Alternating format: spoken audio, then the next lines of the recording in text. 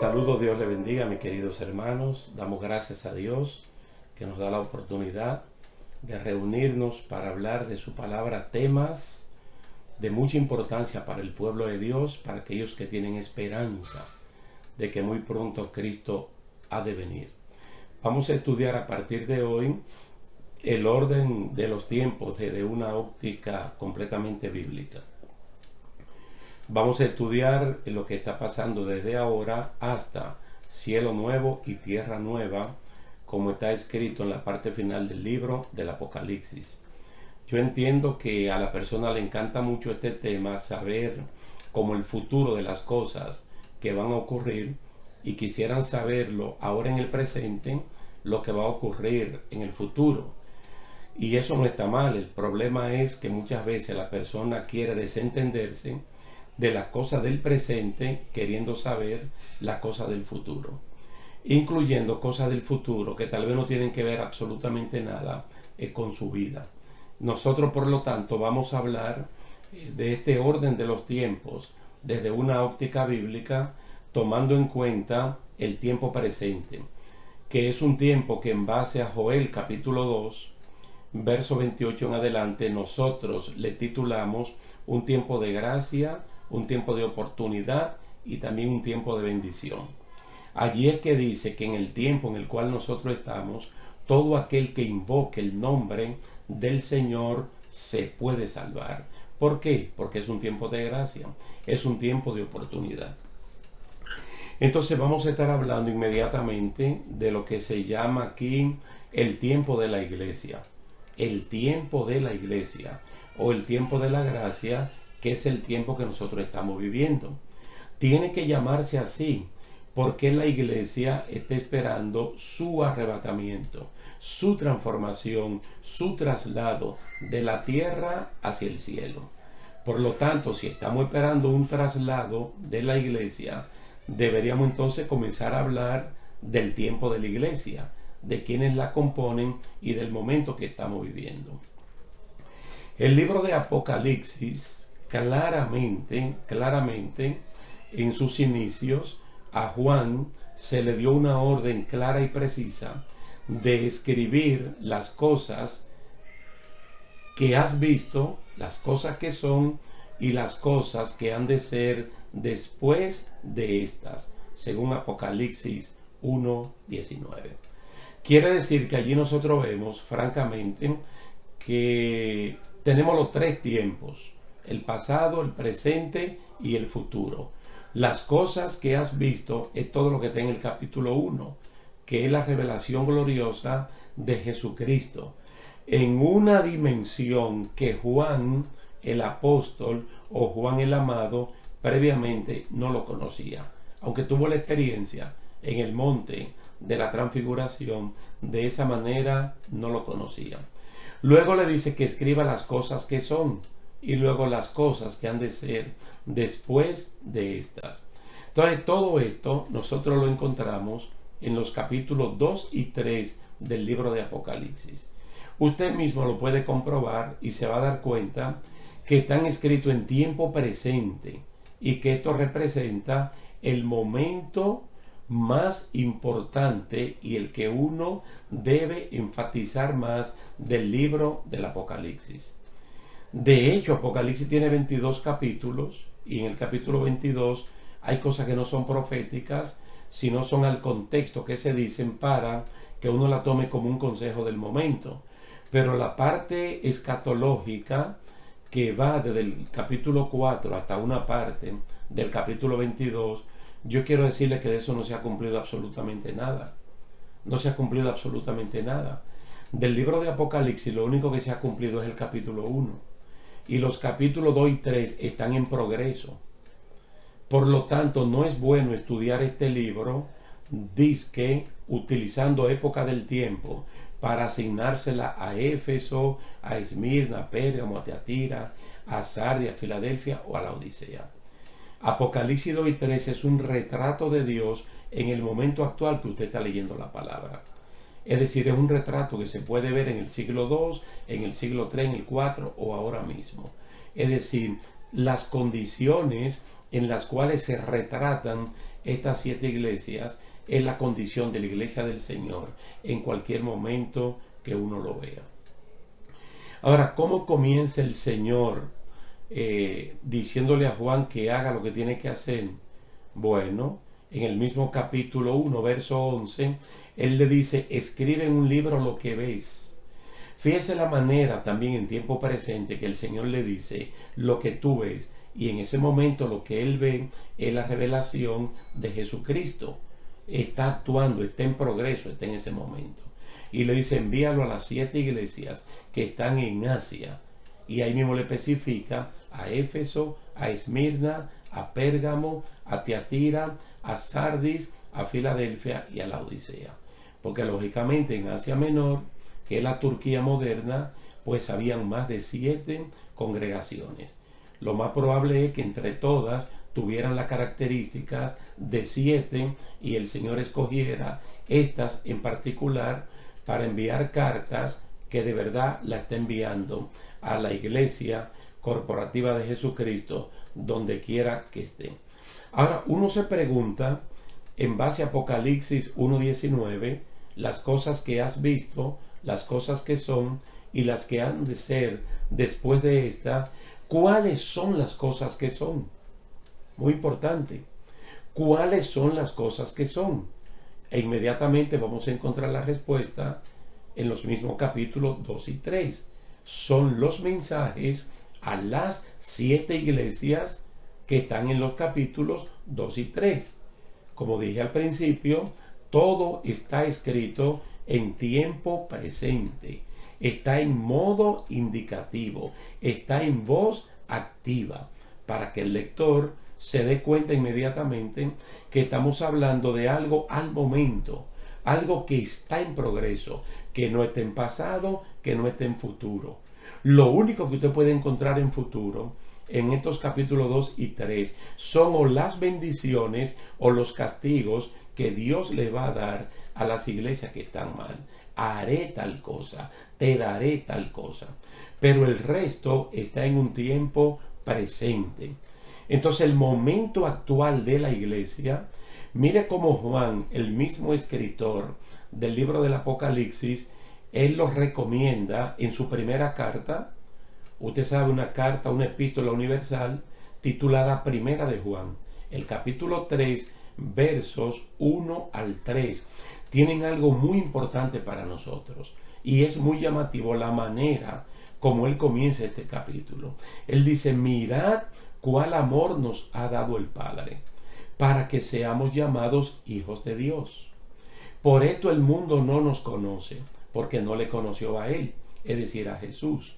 Amados, ahora somos hijos de Dios, y aún no se ha manifestado lo que hemos de ser. Es interesante la palabra manifestación, aparición. Pero sabemos que cuando Él se manifieste, seremos semejantes a Él. ¿Por qué? Porque le veremos tal como Él es. Y todo aquel que tiene esta esperanza en Él, mire lo que hace, se purifica a sí mismo como Él es puro. Es bueno, hermano, que mantengamos la línea de lo que es el tiempo presente y las ventajas de saber lo que va a pasar desde el capítulo 4 en adelante. ¿De qué sirve esa revelación si en el momento actual uno no se santifica, uno no se purifica, uno se limpia? Es decir, en otras palabras, de balde, tú serás informado de lo que va a ocurrir si en el momento que tiene que tomar las medidas no lo hace. Fíjese que hemos leído Primera de Juan capítulo 3, verso 1 al 3, y estamos justo en Apocalipsis capítulo 2 y 3, escrito por Juan. Pero también hay otro libro que escribió el mismo Juan, que se llama Evangelio según San Juan. Y en el capítulo 14 hay una conversación de extraordinario valor para cada uno de nosotros. Y es que Jesucristo informa o revela el plan que Él tiene. Es decir, yo tengo un plan y el plan que yo tengo, yo quiero que ustedes lo sepan. Es más o menos las palabras parafraseadas de Jesús cuando Él va a hablar con sus apóstoles. Allí interviene Judas, no el Iscariote, allí habla Felipe, allí hablan algunos, porque las cosas que Jesús dice, algunos de ellos no la comprenden. Judas, no el Iscariote, le dijo: ¿cómo es que tú te vas a manifestar a nosotros y no al mundo? Esto yo solo digo de Juan capítulo 14 para que lo lleve en paralelo con primera de Juan capítulo 3. Porque allí se está diciendo: ahora sabemos lo que somos. Sabemos en este momento que nosotros somos hijos de Dios, porque hemos recibido a Jesucristo como nuestro Señor y Salvador. Sabemos que somos hijos de Dios, pero cuando Cristo venga, nosotros no sabemos en sí cómo es que nos vamos a manifestar, cómo es que se va a dar el cambio, la transformación, el arrebatamiento. Sabemos que esto va a ocurrir, pero en sí no sabemos el cómo, porque de hecho esto nunca antes ha ocurrido. Ahora dice que cuando Él se manifieste, entonces dice que nosotros seremos semejantes a Él, porque le veremos tal como Él es. Quiere decir que aquí entonces, dentro de ese plan que Él habla en Juan 14, se explica cuál va a ser nuestra condición. Y allí Judas, no el Iscariote, dice: ¿cómo lo harás? Entonces él dice: el que guarda mi palabra, en otra palabra, el que la recibe y la pone en práctica, no importa dónde esté o cómo esté, pero yo me voy a manifestar solo a él. Ahí es que luego vamos a explicar lo de Primera Tesalonicenses capítulo 4, verso 3 en adelante, o Primera Corintios capítulo 15, desde el 50 en adelante. Cómo el arrebatamiento de la iglesia es un evento exclusivo, única y exclusivamente, valga la redundancia, para la iglesia, para quienes componen la iglesia. Entonces la iglesia que sabe que eso va a ocurrir, ¿qué es lo que tiene que hacer? Dice: purificarse como Él es puro. Si tienes esperanza, si en ti reside la esperanza de que Cristo viene, tú tienes que marcar diferencia con un mundo de pecado, con un mundo contaminado, y purificarte como Cristo es puro. Es decir, no como un hermano de la iglesia es puro, no como los héroes de la fe fueron puros, sino consagrarte, santificarte como Cristo es puro. Es decir, ver a Jesucristo como el modelo. Y esto no es imposible, porque el Espíritu Santo de Dios es el que nos va a ayudar a nosotros ser como Jesucristo es. Para la iglesia este es un tiempo de santificación, es un tiempo de consagración, siempre y cuando uno tenga la esperanza de que Cristo vuelve. Aquí es bueno, hermano, que usted preste atención. Cuando estamos estudiando el libro de Apocalipsis, a la persona le entra la desesperación por saber quiénes son los dos testigos. ¿Quién es la bestia? ¿Quién es el dragón? ¿Quién es el falso profeta? Que le hablen de Armagedón, que le hablen de una supuesta tercera guerra mundial. Y de verdad que esas cosas en el libro de Apocalipsis para nosotros son secundarias. Para nosotros Apocalipsis 2 y 3 y la última porción de Apocalipsis 22 son las más importantes, porque son partes completamente evangelísticas, que tienen que ver con nuestra condición de ser hijo de Dios y de purificarnos como Él es puro. Entonces, si en usted hay una esperanza de algo, usted se prepara. Para cualquier cosa que uno tiene esperanza, uno se prepara. Entonces, como uno tiene esperanza de que Cristo viene, entonces uno se tiene que preparar. Porque ciertamente Dios hace una parte y la otra la hacemos nosotros. Y lo que nosotros hacemos no nos hace coautores de la salvación, pero es la respuesta que le damos a la iniciativa divina. La palabra nos manda, mire, a ser santos en toda nuestra manera de vivir. Quiere decir que un cristiano tiene que ser santo donde quiera que viva y en lo que esté viviendo. No puede ser un cristiano en lo oculto. No puede ser una luz que se enciende y se coloca debajo de la cama. Entonces tiene que ser santo en toda la manera de vivir. Si es soltero, tiene que ser santo. Si es casado, tiene que ser santo. Si es separado, tiene que ser santo. Si ha enviudado, tiene que ser santo. Si es empleado, tiene que ser santo. Si está desempleado, tiene que ser santo. Si es pobre, tiene que ser santo. Si es rico, tiene que ser santo. Si es pequeño, tiene que ser santo. Si es alto, tiene que ser santo. No importa el color de la piel, de los ojos y del pelo, tiene que ser santo. Como lo dice Primera de Pedro capítulo 1, 13 al 16. Interesantísimo el consejo del apóstol.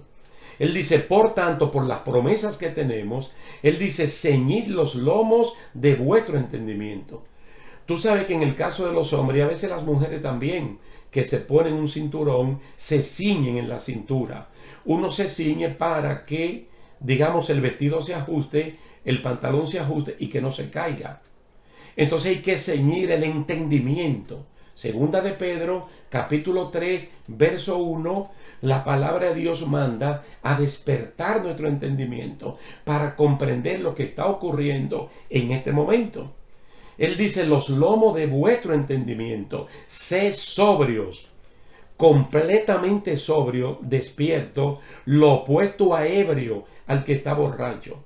Sé sobrio, sé consciente, sé dueño de ti mismo, conoce el tiempo que estamos viviendo y conoce lo que tú tienes que hacer. Dice, y espera por completo en la gracia que se os traerá cuando Jesucristo sea manifestado.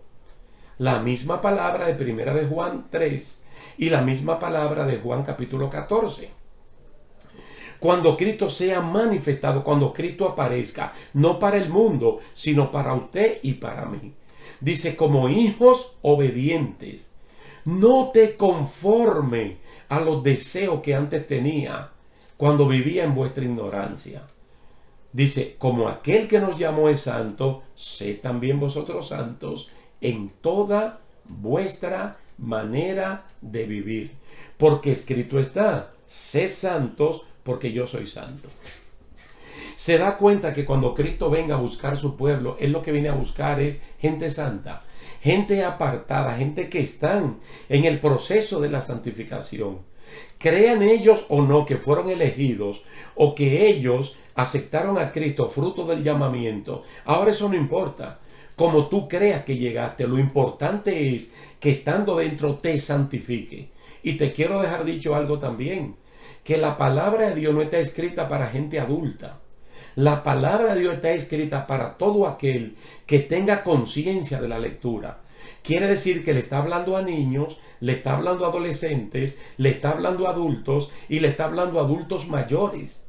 Porque muchas veces en las congregaciones o en el seno de la familia creemos que este mensaje es para gente adulta y que los niños, adolescentes y jóvenes están fuera de los estándares de santidad que el Señor pide. Y no es así. Todo el mundo se tiene que santificar de la misma manera. ¿Para qué sirve saber que Cristo viene? Saber que Cristo viene me conlleva a vivir una vida santa, apartada de pecado. Entonces, hay una serie de prácticas saludables que nosotros debemos poner en operación en el momento que estamos viviendo como tiempo de la iglesia. Mire, por ejemplo, este texto que es muy usado y a veces las personas no se dan cuenta que está dentro de Apocalipsis 2 y 3, el tiempo presente, el tiempo indicativo, el tiempo activo. Por ejemplo, dice, seguid la paz con todos. Eso quiere decir que nosotros, los creyentes, debemos estar en paz con todo el mundo siempre y cuando dependa de nosotros. Porque lo contrario de estar en paz es que vamos a estar en discordia y eso puede traer problemas. Dice, y también la santidad sin la cual nadie verá al Señor. Es decir, no hay otra manera de ver al Señor que no sea viviendo en santidad. Eso está en Hebreos 12:14. Entonces esas son las partes que se tienen que poner en práctica en el tiempo actual. Oh, muy interesante el libro de Apocalipsis. Muy bonito, muy llamativo. La revelación más grande de Dios después de la humanidad de Jesucristo. Pero la parte evangelística es lo que a nosotros nos corresponde. Porque así como vamos a tener muchos derechos, ahora tenemos muchos deberes. Y uno de ellos es seguir la paz con todo el mundo. Hay cristianos que son buenos, pero tienen problemas en medio de su familia. Discordia, odio y resentimiento. Malos entendidos y acumulan todo tipo de malestares. Entonces eso hay que resolverlo, porque sin santidad nadie verá al Señor. Hay otro pasaje muy importante que nosotros debemos ponerlo en práctica justo en el momento que estamos viviendo la pandemia. Por ejemplo, no dejando de congregarnos, como algunos tienen por costumbre. Dice, sino exhortándonos unos a otros, mucho más a ver que el día del Señor se acerca.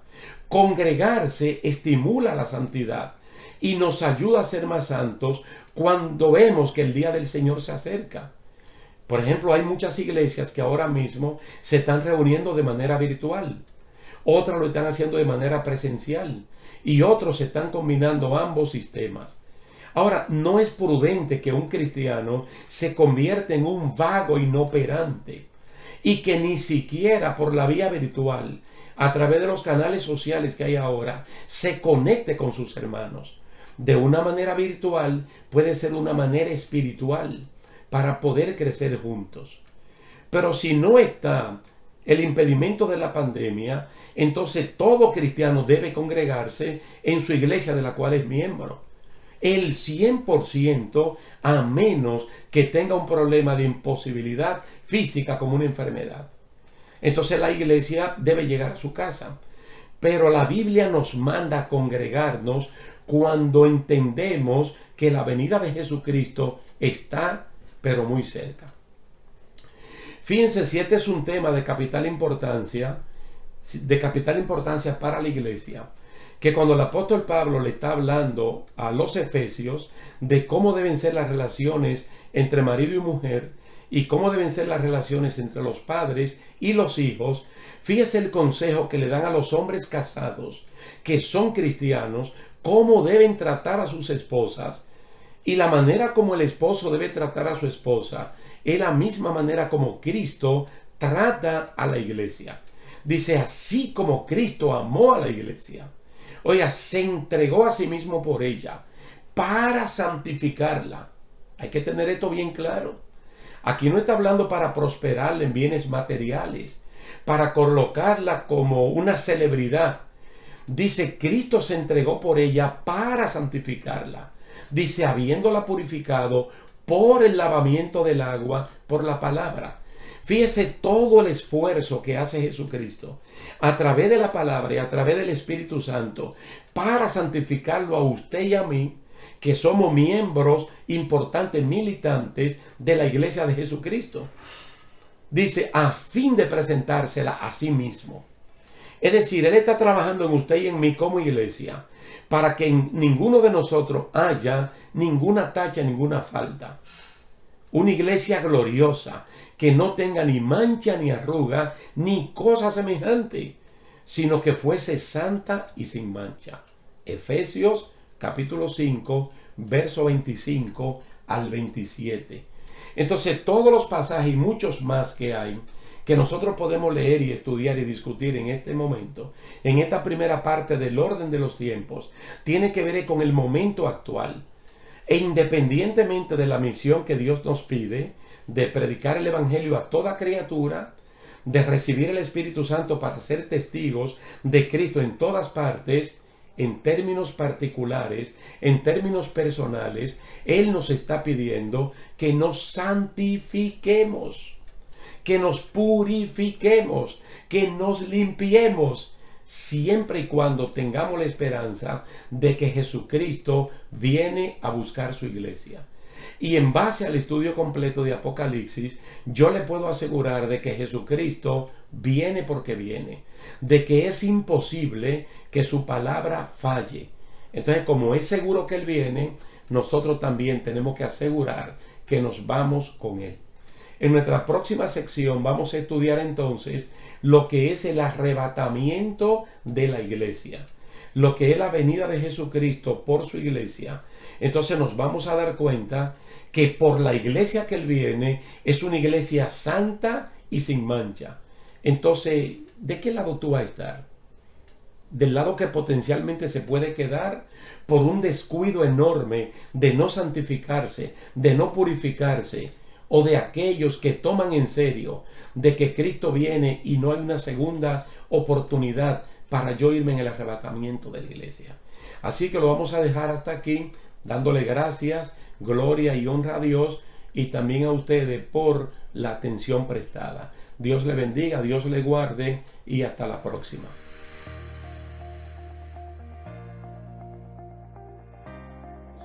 El arrebatamiento de la iglesia. Entonces los muertos en Cristo resucitarán primero.